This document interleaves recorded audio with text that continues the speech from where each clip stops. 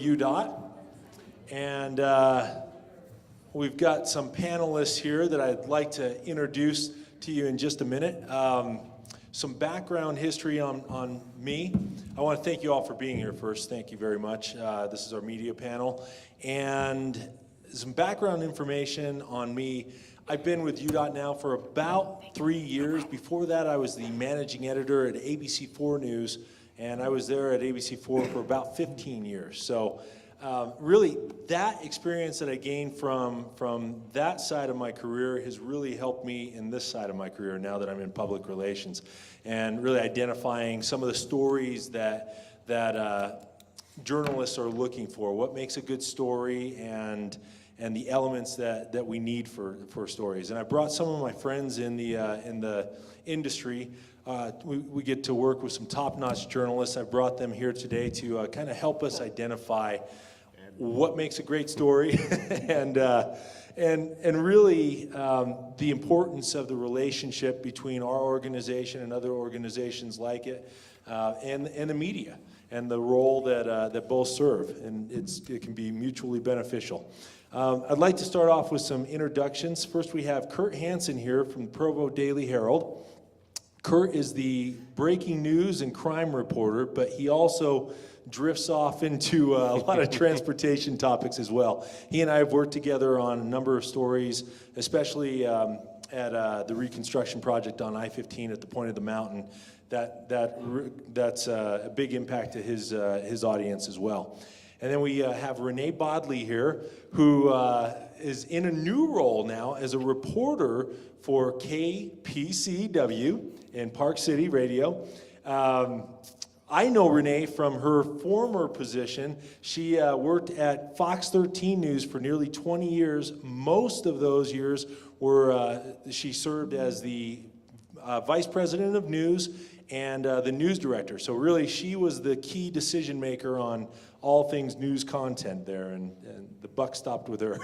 So, and just some personal history. I always wanted to work for Renee. She was a leader in our industry, and we almost got that chance back in the early 2000s. I tried twice.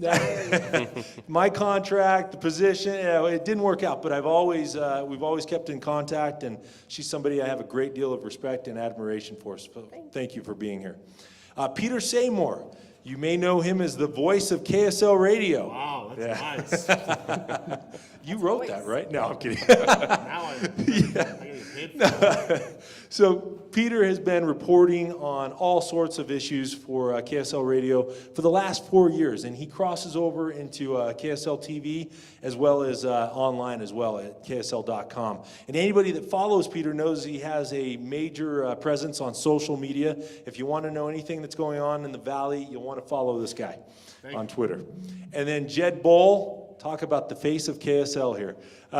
Jed has been with KSL since 1999, and he and I have worked together on a number of stories. He is greatly involved with our Zero Fatalities program, a great partner there, and covers all sorts of transportation issues. In fact, earlier on this year, Jed won a national award in Florida for excellence in covering transportation topics, so that was a great honor. And I can't tell you how grateful I am to have these professionals here to help give us some insight on how we're doing our job, how we can do it better, and everything that they're looking for. So I'm going to drone on for just another minute here, and then we'll turn it over to the panel. But two key responsibilities I have in my job as a public information officer for UDOT. Number one, to represent the department. And number two is to make the media's job a little bit easier. Number one, that's the easiest part of my job because I believe in the organization, I believe in our leadership, and you all that are doing all the work, and we're on the cutting edge. It's so easy to spotlight the excellent work that you're all doing. That's UDOT employees, consultants, we all come together and we're all UDOT. It's easy to spotlight that work. The second part of my job, making the media's job easier, first and foremost, I try to be available. I keep the 24-hour pager online because there's nothing more frustrating than when you're on deadline or trying to get some information on breaking news and somebody's not picking up the phone. So I always try to be available. Second component of that, I only pitch stories that I think are good stories that I would want to cover as a journalist. And that's where you all come into play. If you're all the eyes and ears out on these projects, and if you see something that warrants attention, something that we're doing that might be unique, we have a lot of innovation here in the state. We're proud of that. And if you see anything that you think needs some attention, call me anytime. The third part of that is we don't shy away from stories. Now, I'd like to say that all the news is always positive, it's always a good day to be at UDOT, but that's not the case. We know that our organization is a big organization. We impact a lot of people. So with that, there comes controversy, there can be bad days. We have 1,600 employees. We can make mistakes, but I think the key in how we handle that is responding to that adversity and really responding in the first place. There's a lot of people that will duck their head in the sand and hope the story will go away. It never does. And so the best way to do it is to be forthright and transparent. And that really comes from the top down. I'll share with you a quick story and then we'll move on. But about a month ago, we had a chunk of concrete that fell off of one of our bridges on I-80, fell through a windshield of a airport shuttle, landed in the front seat of the passenger seat. A gentleman was transporting an elderly couple to the airport. Luckily, nobody was in that front seat. Otherwise, it would have been a terrible tragedy because I have no doubt that something, if not terrible injuries, even more. So we were very lucky with that. But I started initially finding out exactly when we'd done the inspections last. It was just a year ago. It's an older bridge. You have to ask, were we doing any work out there? No, we weren't doing a lot, but it's under our realm. It's our responsibility. And so I was walking down the hallway, and my office isn't too far from Carlos's. Carlos Braceras, our executive director. He stopped me and asked me what I was working on, and I told him. He said, "Come on in," to his office. I sat down, and after I told him what was happening, he said, "Well, bottom line is this is unacceptable." I said, "Well, okay, can I say that? Because the last thing you want to do is get the state sued." And he said, "Well, do you think it's acceptable?" I said, and instantly I started thinking about my family, my wife and kids, or my parents, and if that had happened to them, and it's not acceptable. So we put some measures in place. We sent our inspection team out there. We have it on a higher rotation now to be checked, and that was what we did. We went out and we owned it, and we took responsibility, and that really, I think, says a lot about the organization that we're, we try to accept our responsibility, and I've really been touched by that. So anyway, that's my spiel. I'm going to turn it over to our panel here. What I'd like to ask is what makes a good story for all of you? And Kurt, we'll start with you. Kurt, again, has the local perspective from the Provo Daily Herald. And what are you looking for in a story? I thought a lot about this question when John originally posed it to me when he talked to me about things last week. The big thing for me is that all angles of a story are covered, particularly with transportation. We have a lot of citizens in Lehigh especially who there are a lot of construction projects affecting those citizens with the Point Project and several years ago with Timpanogos Highway, and now that kind of coming back into the news. So the biggest thing that I try to think of when I'm trying to think of how to approach a story well is, am I covering every angle of this? Am I not just getting the UDOT angle? Because they have their side of the story, which is awesome, and we also want to make sure we're getting the citizens' input. We want to make sure we're getting the local angle on that. And not only that, we want to make sure that this is, that the story is covering the why. Why is this story important for my readers? Why is this story important for the citizens of Utah Valley? I don't cover Salt Lake Valley, unfortunately, But for Utah Valley, why is it important for them? And if I can't think of a why, then I have to kind of rethink why I'm even covering the story in the first place. So I think that's a big part of it for me, is covering every angle and understanding that it is an important story, and if it's not, then reassessing covering it. Excellent. Renee? It has to be new information. You look for something, I know when I'm thinking, either as a news director or now as a reporter, if it's something I think the viewer or the listener will hear and go, wow, thank you Fox 13, or thank you KPCW for telling me that story, then I'm sold. You know, sometimes, I've never been a PIO, but I can imagine that sometimes you might get a message from somebody higher up saying, hey, why aren't you pushing this story? Well, because it's dry as dirt. You know, no one's gonna listen to it. So it has to be interesting, it has to affect a lot of people, and it has to have an emotional element to it. I want to have a connection with the viewer or a connection with the listener, and it needs to be something other than what we all know as the talking head. Give me more than the talking head, and give me a good visual or give me good sound. Peter Seymour's favorite thing is to say, hey, give me a real person when he gets to the story. And I say, I'm right here. And he You're says, still bitter about that, huh? We were at a says you're a story- talking head. We were at a story in Layton, and there was all sorts of businesses being impacted, so Walmart came out, sent their manager to talk to us, and the mayor, I think, of Layton was there. And that was plenty of information for me, and John kept saying, I'm right here, I'm right here, I'm right here.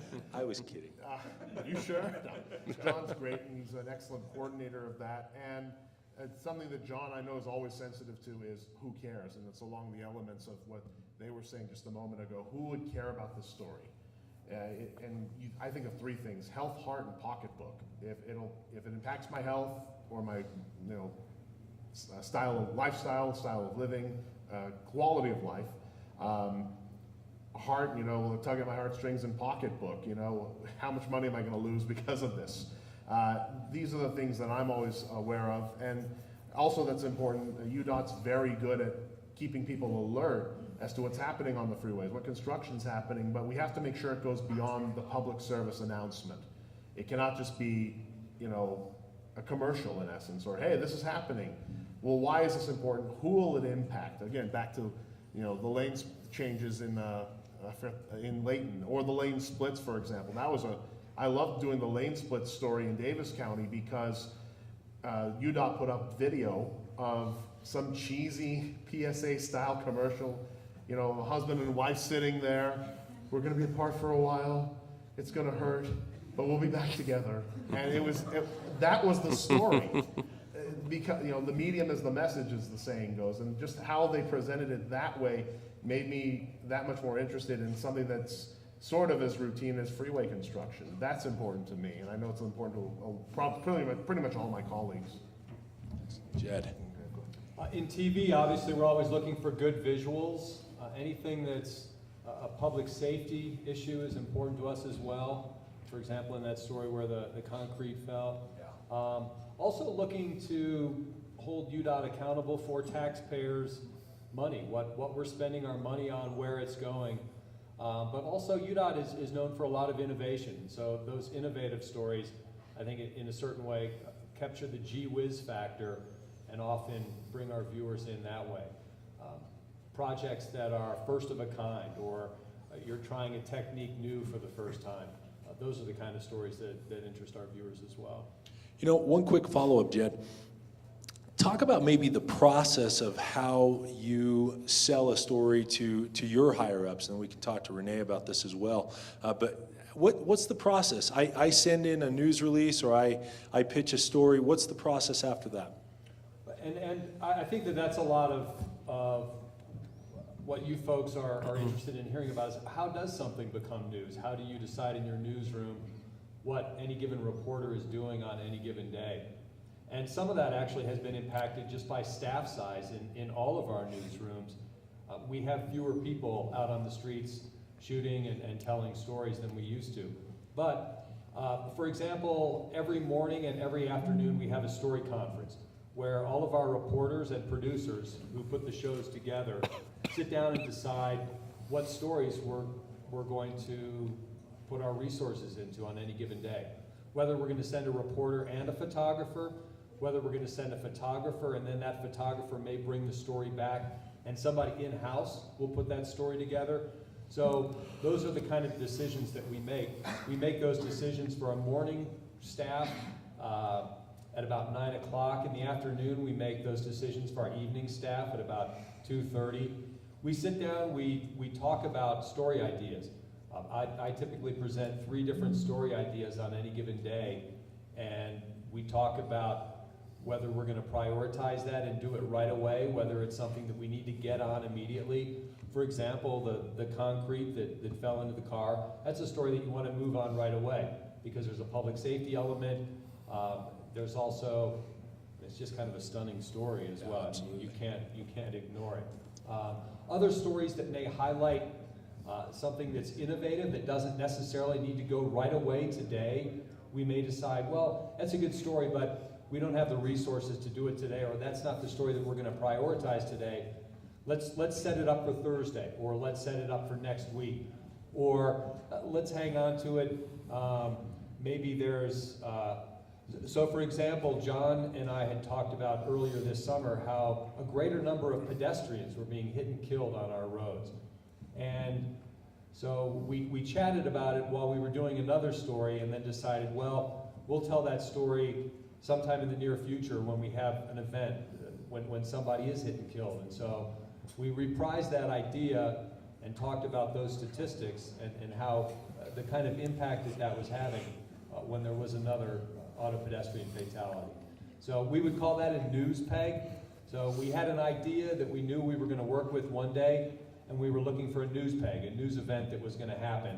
And so that's what happened when we did that. But essentially, on any given day, we sit down, we talk about what stories we're going to do, why we need to do them on any given day, and whether we have the resources. And the way that we prioritize that has so much to do with the resources we have on any given day. You know, Renee, we talked, obviously Jed's talking about the diminished resources. How has that affected the overall news gathering process? From a manager's standpoint, it hasn't affected it at all. Seriously though, when my boss now at KPCW is Larry Warren, and he was a reporter at Channel 2 for many, many years, and then at Channel 4 for a little while. Yeah. And he and I recently talked about this, and he said, you know, back in the good old days when we had more people and we had more time and I had all day to work on a story. And I'm like, yeah, Larry, and back in the good old days, you didn't have these. You didn't have the internet, you didn't have Google, you didn't have social media. And I think that what newsrooms need to do is find a way to streamline, to use these tools the best they can.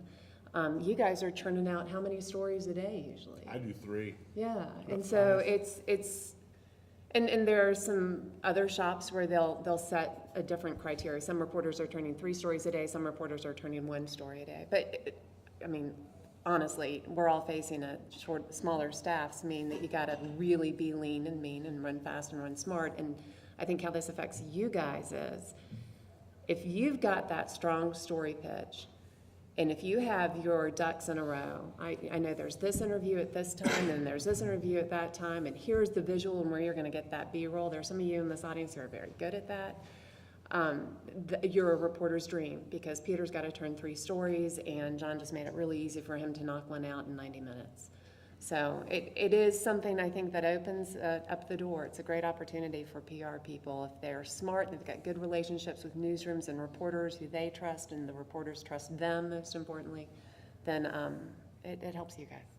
Let's talk about that, the relationship between our organization specifically, but organizations like ours in general, and the reporter. Kurt, you want to talk about? You've been with Daily Herald just over a year.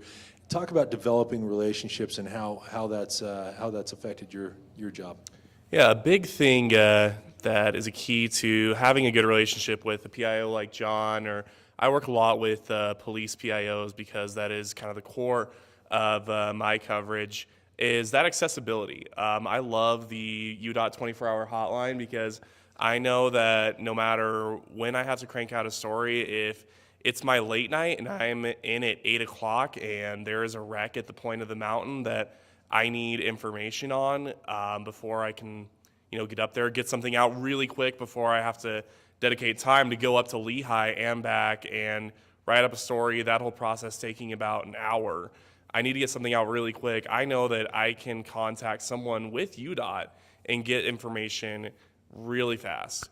On the flip side, there are organizations that I work with down in Utah Valley, and I'm not going to name any names. I'm not going to call any organizations out. Come on, Kurt. Well, they're cops, so they, I don't want to call any cops out and get pulled over in the next week. But there are organizations in Utah Valley where that's not the case, and it's sometimes incredibly difficult to get in a press call. I call in dispatch and say, hey, I got a press call that I need to put in, and it's an hour and a half later. It's like I'm getting ready for bed at 10 o'clock, and they're like, oh, hey, we got back with you. I'm like, well, okay, let me get on my computer and all this. So it just becomes inconvenient. So that accessibility, that easy flow of communication, I think is kind of the key to that relationship.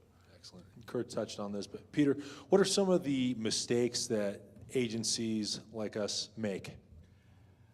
Well, not yours, John. Yeah. Thank you. That's a love John Gleason hour. That 5 I owe you. Mutual Admiration Society. What I really appreciate about many organizations is that they are turning to Twitter for a quick announcement. Amen. Something's happening, get it out there right away, and everyone can see it. It's perfect.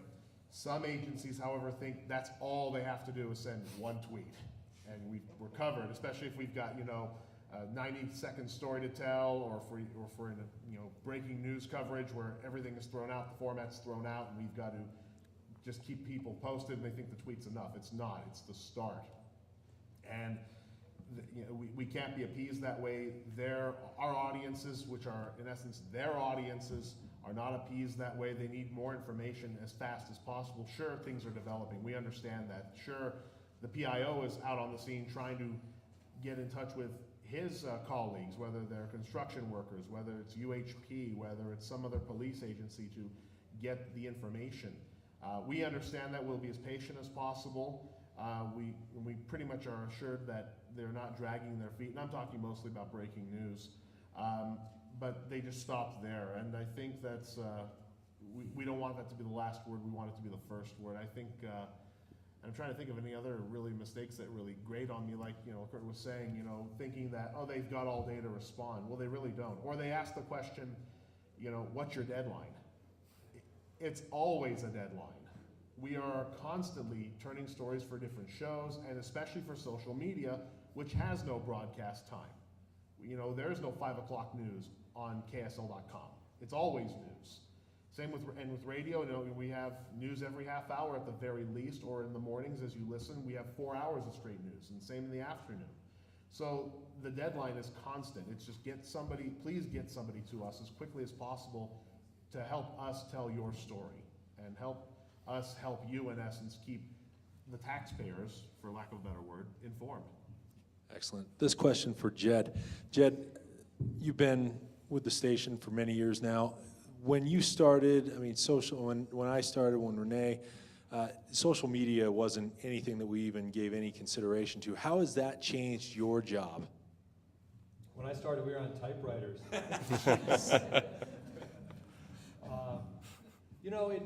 It ups the pressure for all of us, right? Everybody has an expectation from their supervisors, probably, to be engaged on social media. So we're looking for a lot of information very quickly so that we can start to disseminate some of that on social media, get our viewers interested in a story, and connect with them on social media so that they feel compelled to turn on the TV and watch. That's what we still want our viewers to do. KSL.com is great, and it's fantastic that all of our work ends up there in our newsroom, but we need to engage our viewers still on the television as well. And we do a lot of that through social media. And I think that when it comes to social media, that's a place where we're looking for a lot of different angles, and where we might be able to put out different aspects of the story that don't necessarily even make it into the TV story. Excellent. Renee, your thoughts on how social media has changed the business and how you cover stories? I love it. I think it's been great. I think it's, if you're in the information delivery business, it's just a great way to deliver information. It's a great way to brand your product. It's a great way to, I think it's a great way for reporters to have their own brand. Yeah, promote ourselves. Yeah, and put yourself out there, not just with your organization, but as somebody who's a trustworthy source of information. And, you know, that's how people like Peter get such a big Twitter following, is that, you know, you're the guy who's gonna put it out there first, though sometimes Ben beats you. Oh, many times. But I like social media a lot. I like it particularly because it gives every man a voice. And what I loved at Fox 13 was we started getting more and more story ideas through our Facebook page. People will send you a message or it will show up in the comments. So you've got this story about the guy who was shot outside the bar. And then in the comments comes, that was my fiance, I'm gonna have a baby in 2 weeks. And frankly, some of those comments manifest themselves because there's a GoFundMe site or something. But it helps you put a face on the story. And that person probably would not have gotten through a switchboard in a newsroom on a weekend at whatever time she had posted that comment on Facebook. So I love social media because it is such a good way to get that human face on the story. It's a great way to push out information. Excellent. Can I add something to that? Absolutely, Peter. You know, again, I turn 3 stories a day, and lots of other reporters do multiple stories a day. And the one caveat with social media is that, for as far as our work production is concerned, it does take up more of our time. Yeah, I mean, it's pretty instant, but you're always thinking of that next post that you can make, and this is great. You did that in 10 seconds just now on Twitter. But I was thinking of that before I got here even. So, but the point I'm trying to make is, we talk about how we're always on deadline and so forth, and how we're always churning out. It's one more thing to do, and so that's why we need UDOT's help and every other agency's help to help us turn the stories faster, because we are devoting some extra amount of time to a social media post, to a web script, for example, and it's just more for us to do. I'm not disparaging it at all. It just it definitely accounts into my workflow. So that's something also to consider. And then you should also consider as well, when we tweet something, we're hashtagging you, UDOT 2015. I'm putting all of our handles in there. So as you help us with our story flow, with our time management, we're still helping you that way too, based with social media. It's how more people get their news, right? Yeah. So They're all going there. Okay, next question for all of you. What can we do better? Kurt? I thought a lot about this one, and I honestly, I'm not trying to, my nose isn't brown from the John Gleason Appreciation Hour, but in all honesty, I thought a lot about this one, and I couldn't think of much because UDOT is so integrated with social media. Like we were just talking about with how social media is kind of key to getting stories out. UDOT's Twitter is awesome. As soon as an accident happens, it's right there. It says where it's at. It says what it's affecting, that kind of stuff. It's really easy, especially when I'm covering. I get in at 7 o'clock in the morning, and some of the first things I look for is, okay, is there anything that's going to affect commuters going from Utah County to Salt Lake County? Can look at that really easily. As far as, I honestly, I might need to pass and see if anyone else can think of anything that UDOT can improve upon, because I think I'm drawing up blanks. I got one, but I'm gonna let someone else go. You have something, Chad? I think your organization does a really good job because you interact with the media all the time and you understand the kind of expectations that we have. I think that one of my biggest complaint with other organizations, and this could apply to any organization on any given day, is that sometimes they'll send us information on a story and they're not quite ready for the phone call. I mean, as soon as you send the information out that we have an innovative way that we're gonna start building bridges here, and it's gonna revolutionize the way that we build our roads and save taxpayer money. And I think once you put the information out, you should be ready and expect a phone call anytime, because that's the way that we do operate. But typically, UDOT is not at fault of doing that, but we often see that with other major state organizations that deal with the media regularly. Sometimes they'll put out a press release and we'll call and they'll act surprised as though we were interested in their story. I'll add to that too. Also, just all of you as UDOT ambassadors, as employees, as public servants, tell your friends, tell others in the public sector, we're not to be feared. We want to get the stories out there. I mean, UDOT has a tremendous relationship with the media. Others should have that too. They're entitled to the same type of storytelling, the same type of publicity, so to speak. I'm talking in particular of public agencies. Let them know what we do and how we help, and John can help you with that as well. Absolutely. Okay, I'm curious to hear Renee's. Yeah, we're building up to this. It might not be you guys, actually, now that I think about it. Is it the, Come on. it's a holiday DUI patrol that they do? Is that you? DPS. DPS. All right, let's talk some dirt on them. Let them have it. That's what the D in DPS stands for, is dirt, isn't it? It's just really, do we have to cover another, it's the start of a holiday weekend and we're doing a DUI patrol? You gotta give me a different way. That's an example of a story the reporter would bring up in an editorial meeting. We go, oh my God, send a photographer. If we got 20 seconds in the newscast, we'll put it in. But that's an important message when you think about it, right? But there's gotta be a better way to tell that story. I think two things from a UDOT perspective. And one is a recent example. Moving up to Park City and reporting on Summit County and Wasatch County, great, love your guys that I've been working with. And there was a big project between Wanship and Kimball Junction. And man, it was driving people nuts. It had been going on for 2 years, and it was down 45 miles an hour in one lane each way. And I did a story on, one side was done, they'd moved it over, it was still one lane each direction on the east side while they finished up some stuff on the west side. And then lo and behold, I'm driving it a weekend or two ago, and the whole freaking thing's open. I'm like, well, where was my phone call? Where was the, hey, it's done? Because I want to be the one that tells all of the listeners of KPCW that the nightmare is over and there's this beautiful concrete and you can go, there's 65 miles an hour instead of 45. Absolutely, So I was that's a bummed great about point. that. Yeah, But that's a then great point. a good follow-up stories are important. If there's anything, maybe the bridge story a year later, and maybe you guys don't want to bring up that nightmare again, but if it's something about, hey, this was a year ago and here are all the steps that we've made and this is what's better. I think viewers, listeners really like the whatever happened to X. Yeah, absolutely. So follow up, put it, and reporters have tickler files, put it in your, when you send out a press release and you think that there might be a good follow-up, set your alarm for a year from then and do a follow-up.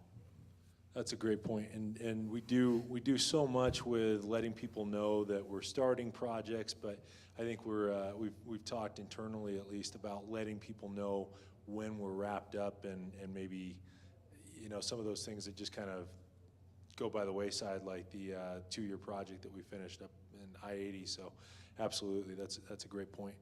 Let's talk really quick, and then I'll open it up to audience questions. Best transportation stories that you've covered. We'll start with Jed. And maybe we can use this as an example of what people in the audience can be thinking of next time they're out on a project and what you're looking for. A couple that I thought were pretty cool that I did in recent years that viewers also liked. There was a construction train of sorts going on the road that goes on the opposite side of the Jordanelle Reservoir, just past Heber, where the front part of the chain was chewing up the old pavement and spitting it into a hopper. It was grinding it up there into the next stage of the chain where they were adding some more oil and then putting it right back down on the road. And so I thought that was really fascinating. There was a great gee whiz factor to it as well. So that was a cool story and extremely visual. Also, they replaced the culvert or the massive pipe in Parley's Canyon a couple of summers ago. We had an opportunity to go down where they were manufacturing those massive pipes and could actually stand inside one of them down. I think it was a Geneva operation. Yeah, that's right. It was definitely in the Orem Provo area where they were manufacturing that. So we had that step that was cool to show, and then we were able to show the massive culvert where they were, putting those tubes in. So I like that. Then there was also another story where up in Logan Canyon, there's that curve where in the winter, the the sun doesn't hit the road, and so it ices up, and people kept sliding into the river there and overturning. And UDOT came in and put a surface with some grit there for about a quarter mile. And so that was kind of interesting, and you could see what kind of impact something with as simple an idea as putting a little bit of grit on the road could save lives and make a big difference in that canyon. So that's just a few of them. I think also that bridge deck, building the bridge decks next to the side of the road and then moving those into place was a pretty cool technique that was utilized pretty extensively on I-80 and a number of other bridge replacements. That's right. Thanks, Jed. Peter? One that I enjoyed was the time I had to do a ride along with the emergency management team, trying to figure out who these guys are. And they're the ones that are cleaning up all the debris on the freeway and relieving UHP and UDOT of doing that. And, you know, I saw it from my own eyes how much disrespect they were getting and how much carelessness they were receiving as they're trying to get in the middle of the freeway, maybe in the number 2 or 3 lane, trying to warn everybody to go around them while they jump out of the truck, pick up whatever's there, some bicycle or couch or refrigerator or anything like that. People just don't realize who they are. They say, well, they don't have the flashing, you know, red and blue lights, so maybe they're not law enforcement. We can just ignore them. And of course, people are in their own worlds when they're driving anyway. So the human aspect is what I'm getting at here. You know, really connecting people with other people, who these people are, what they're doing, why we need to show them respect and give them the safety they deserve, because what they do is unique work. Again, uniqueness is always important in stories as well. So that was a lot of fun for me. And I told that on the radio, even though there's no visuals for that.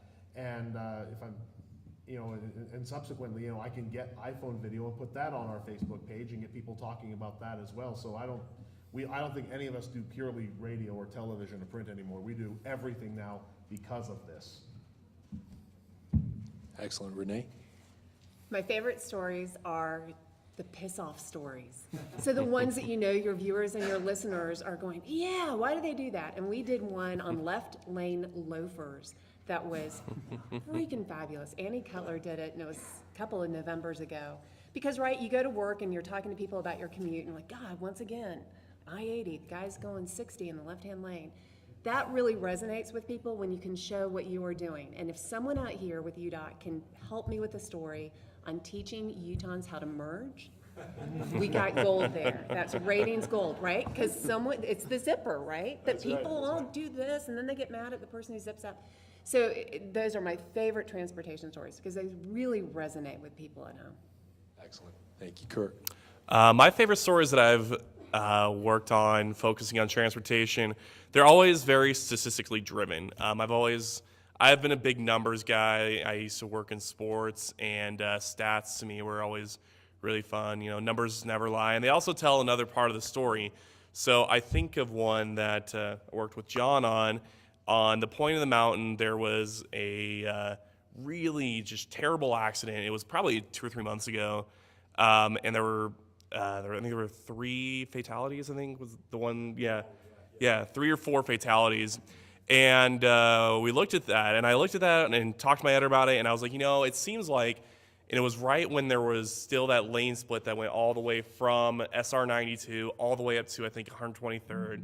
So while it was at its longest, and we thought, you know, is it just people not paying attention? What is it? Because we saw that there was, you know, I'd come into work, I'd look at the UDOT traffic site, and I'd see that there was an accident right there between Lehigh and Draper. There was always something going on there. So it was really very interesting to me to see how, you know, people's inattention, the construction project was changing a lot, you know, narrow lanes, swerving and all this, and people just weren't aware of what was going on. So it was very interesting to say, here's why they're, you know, pay attention, because you might be contributing to this really bad spike in accidents. So I think of that, and I also think of when the speed limit went up to 70 in all the urban areas, and just the ease of, again, going back to the ease of communication between us as the journalists and, you know, you guys and public affairs, because it was really easy to coordinate getting a photographer, getting him in for a ride along. we could get this video online showing, hey, here's where the speed limit's at, you know, even though no one obeys it anyways, but that's beside the point, you know.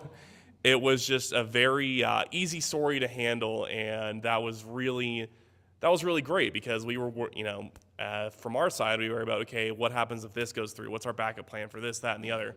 We didn't have to have a backup plan for that because of how well coordinated it was. Excellent. Thank you, Kurt. I want to open it up to audience questions here. How much time do we have, Amalia? Let's see. Oh, excellent, excellent. Okay, great. I should say two. I was hoping Any for two. questions? Okay, we're done. Yes, back there? Oh, okay, perfect. Perfect, yes, in back? Sorry. Oh, whoever was raising their hand, I think the gentleman back, okay, yes. Oh, okay, sorry. Leah. We often produce B-roll for some of the larger freeway projects, and I wonder, sometimes I have project engineers who get it, and sometimes I have project engineers who don't understand why we would produce footage for you. So I wondered if you could talk about when that's useful, maybe when it's not useful. That's a great point. Yeah, that's right. On a lot of our projects, our project teams will shoot video to try to make things easier. Does that make things easier, and how do you use it?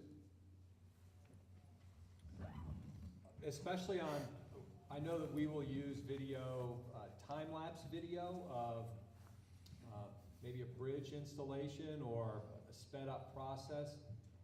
There was some video we used in a story, I can't recall specifically what it was, but some video that got us in closer on the construction scene that we weren't going to be able to get. Typically, if we can get in and get good video of our own, we certainly want that on every story, but we may use that extra video to enhance our story and show an aspect of it that we weren't able to include. For example, if most of the work is going on in the middle of the night and we weren't able to shoot that, we may use that video. But we use it on a case-by-case basis because just as a general rule, we always prefer our own. But we do appreciate the fact that the video that you folks are shooting is better all the time on better cameras and is good usable video. Yeah. I love the graphics, the animations that you guys do, like the Right. diamond interchange exchange or whatever it's called. Try sitting in an editorial meeting with a bunch of 20-something producers and grumpy reporters and people who are, what are you talking about? What do you do? How do you use it around about? And all we do is bring up that video that you guys have sent, and we put it on the big screen in the editorial meeting, and everybody goes, oh, yeah, okay. And our viewers will have the same reaction. So please tell your engineers, who, we all love engineers, but they don't get communication, do they? And vice versa. Tell them that just makes a world of difference. Jed's right. If we can shoot our own video, we'll shoot our own video. But there are things that your artist and production can do that we just won't have time to do. My graphic artist would look at me and say, what? So. Yeah, absolutely. And for safety purposes, there are places sometimes that we can get to that we can't have all of the photogs in at once, and so that may make sense there too. But that is very helpful for all of you who are working on the projects and are considering that. Okay, sorry. Next question. You know, just a quick add on yes. that, John. For example, you folks did the story with us on the conveyor belt going over Conveyor I-15. belt bridge. That's right. And your folks put a GoPro up on the conveyor belt and shared that video with us. That was video we were definitely going to use because we weren't going to be able to get that shot, and it was a great shot. That's right. Thanks, Jed. Okay, sorry. Next question. Yes, sir. I have a question, or thinking about a future story. Yeah. January 1st, the price of gas can go up 5 cents a gallon. For the media, I'm fearful they're gonna go find somebody on a fixed income filling up gas. They'll be emotional. And what would UDOT be able to provide them to help that story be successful as far as, can you guys provide that 5 cents in gas is gonna be able to fund these projects? Oh, as far as the gas Gas tax. Yeah, absolutely. Well, what the gas tax does is it's going to address our rural roads and bridges. What we've, in the past, we've always had it classified as level 1 and level 2 roads, and it's based on the amount of vehicles that you see every day on these roads. And so really these, as Carlos said in his talk yesterday, these level 2 roads were treated as second-class citizens. This gas tax is going to make it so that we can address all of our roads across the state, rural roads, urban roads, every road will be looked at and maintained the same way, and that's this gas tax is critical. So yeah, absolutely. I think we can do a good job of really kind of laying that out and showing people where their money is going. And Carlos is always fond of saying, follow the dollars, and that's what we want to do with this. I think. I think there's a lot of good that's going to come out of that, especially for the rural areas of the state. But anytime we can address roads before they get to a point where they deteriorated and we have to replace them outright, if we can maintain a road, we always say good roads cost less. So that's what we'll be doing with that money. Thank you. Great idea. Thanks for the heads up. Are you free the last week in December for dinner? Yeah, there you go. Sorry, Elise, did you have a question? Oh, sorry. Oh, Nick, yes. So when you're getting your news off social media, how often are you just looking at the government entity social media pages, and how often are you saying, oh, well, these people interact with me, I know they work for this company, and I can use that too? Like, is any of that involved? We definitely try to balance it, and of course there's also a matter of what's being put out there. Some government agencies have great social media outreach and others do not. Just like some individual people are great with social media, others are not. We certainly want to balance. We need to get as many sides to the story as possible. The saying is there's two sides to every story. Well, actually they're not. There are more than two sides to every story. So, and we of course need to try to get as much as we can into our stories, because in television you have 90 seconds, in commercial radio I normally get about 35. NPR and longer forms you can go 6-7 minutes. It's just a matter of what we can put into our stories and what's going to be made available to us. And of course we do our own digging as well. We are always reaching out to people on our own through social media. Hey, did this happen to you? What is your experience here? And we certainly go out and verify. We don't just rely on a social media comment. Somebody on Facebook posting something, it could be a total lie. Just like it could be a total lie in an email. If I'm getting that from Nigeria, I could be a millionaire too. We're certainly scouring it and making sure it's accurate. If I can add to that, though, going back to what we've talked about earlier with how social media makes stories, kind of, I don't want to say easier to write, but they make it more accessible to sources, is that there's so much more transparency between the reporters and between the readers, because all I have to do is go onto Twitter or go onto Facebook, ask a question about, hey, is anyone having a problem with XYZ? And I can have the government side of the issue from what I'm originally presenting, and then I can have so many other comments from people who it affects directly right there. So it just makes it easier to get that sort of man on the street angle. Social media just makes it, it gives you accessibility, it gives you ease. It's just yeah. Excellent, thank you. Oh, yes, in the back. I was just wondering if most of the stories sound like they're based on projects and such. I was just wondering if the story has ever got out what is being done in our driver's ed classes, and has that ever? Are you aware of that? As far as our Zero Fatalities program and driver's ed? Is that what it is? Yeah. Yeah, absolutely. And we have Stacy and Elise here from Zero who are critical to that movement there and getting into the driver's ed classes across the state. In fact, how many we met last year? I remember seeing the numbers, and they were very impressive, the amount of people that we reached. But yeah, that's absolutely something that we've focused on with our partnership with Fox and KSL. with zero fatalities and kind of telling that story. And really, the goal there is to get into creating great drivers from the start. So if we can teach kids to buckle up as they're getting their driver's licenses, it'll become part of the culture and making that culture one that we all want as far as reaching our goal of zero fatalities. So absolutely, safety is a huge thing for us, and and we don't just focus on projects. Hopefully we're well rounded with all of our stories. But thank you so much. Yes, Elise. I was just curious, when you come to an event and you see a podium and you know it's a very formal press event, when is that a good thing? And when do you get there and you're like, oh, that's a bad thing? Like, when Great question. Good When do you question. wish it would have been a media access, where you just show up and interview whoever you want? And when you show up and you're like, great, this is everyone's gonna come up and give me my sound and I can get out? When do you want the podium, when do you not want it? In TV, we always think the podium's a bad thing. We would almost always rather do one-on-one interviews.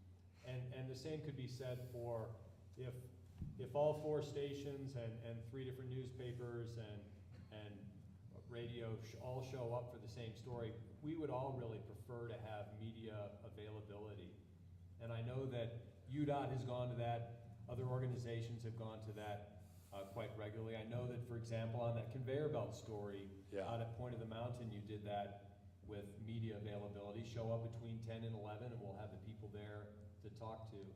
But we all prefer that because everybody ends up with the same best soundbite if it's all coming from a podium. And but people don't live their lives at a podium. It just doesn't look right in our stories. We want our stories to look like real life, this is what's happening out there. And a podium affects the way that people speak, and it just isn't good for our stories on TV, at least. The one time I can think that it is a good thing, though, is when it is breaking news. And you're in that live breaking situation and everyone's in the control room going, when are they gonna start? When are they gonna start? And I love we're 2 minutes away, we're 1 minute away, and you better start when you say you're gonna start. That's when a podium really works, and you've got the gratitude of everyone back in the newsroom for that. And the viewers too, and the anchors who are sitting on set tap dancing, waiting, and then they see you step up to the mic and they know to shut up so we can listen. That's really the only time I can think we like a podium. I mean, if you want to just get a quick message out there via podium and then guarantee us that we can have the one-on-one interviews right after that to make it more personable and to get rid of that effect as they're all talking about, then that works as well. But yeah, otherwise we'd much rather have the one-on-ones and the people who are actually impacted or impacting the story. And by the way, along those lines, as much as we love John, and this is the John Appreciation Hour, I love talking to the engineer. I love getting that different face. I love hearing that different voice because, no offense, John, I think sometimes our viewers, it becomes, that's that same guy from UDOT. Yeah, exactly. Exactly. So whenever you can get us the engineer, though they don't like communicating, we'll take it. Yeah. No, that's a great point. And in most examples, we have gotten rid of the podium, but there are some times that we will do quick introductions. So that's great information. Maybe we just do away with the podium altogether in those cases, unless it is a breaking news situation. Excellent. Amalia, are we running over right now, or? Okay. Oh, excellent. Does anybody else have a last question here for our guests? Yes. Maybe another one tied to the same thing. With all this talking about the federal government trying to pass a long-term highway bill, Yes. is it possible for UDOT to really tie this to projects like, if they pass the bill, we can move with these 4 projects. If they don't, we won't next year. I'll Well, make it really tangible. It's and that's a great question. Our we are seen as a little bit different than a lot of other states because we do rely so much on our state funds for our larger capacity projects. Where we use our federal funding is more for the rehabilitation types of preservation projects. And so when we do have the highway trust fund shortfall, that affects us, but it may not affect us as much as some of the other states. In fact, we've been contacted recently by some national media outlets saying, how are you guys still doing this? And really, it kind of goes back to the state and its philosophy of being self-sufficient. And so we've had some state leaders that recognize the importance of transportation on the entire system, the economy, and so they've made that investment. But yeah, absolutely. I mean, for preservation and rehabilitation projects, we can tie that into projects that would get pushed back a year or two, but they may not be the big projects that we're used to talking about, like the Point of the Mountain, I-15 Core, any of those, Mountain View. But yeah, we could look at some of those as a direct impact of not having that federal funding. And one more question, yes, and then we're going to wrap it up. No, absolutely. It seems to me raising the speed limit to 70 miles an hour is the complete opposite message to your zero fatality campaign. How do you? Well, it's You should and be a it's. reporter. Are we wrapped up? No, I'm kidding. Cut the mic. It's all what we've done is we've conducted engineering studies all across our transportation system to set the goal is to set the appropriate speed limit. And really, what we've done here, we haven't done much. We've changed the posted speed limit, but we haven't changed the speeds that people are actually driving. Looking back on our studies, before we raised the urban interstate speed limit to 70 in most areas, most people were going 70 or well above.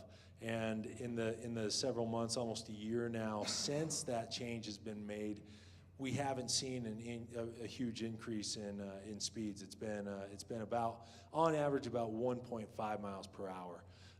And what the goal is to cut out on that speed differential as well, where you see a lot of the crashes. You'll have, as we talked about, some of the people in the faster lane or in the left general purpose lane going slower, and so the goal is to get everybody going at a more unified speed there. So that's and we absolutely understand concerns, and it's something that we're going to continue to evaluate. It just seems like you wouldn't, since you posted those 70-mile-an-hour signs, you haven't had enough time to actually. No, and you're right. Generally, we like to have.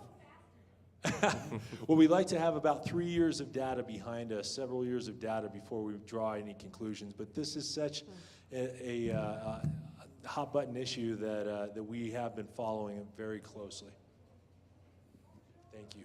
All right. Hey, thank you again, everybody, for coming out here. I know Renee was just asking me what the credit was that people get, and it said you're not eligible for credit on this one. So everybody's here. Everybody that's here really wants to be here, and we really appreciate Or they that. didn't And know.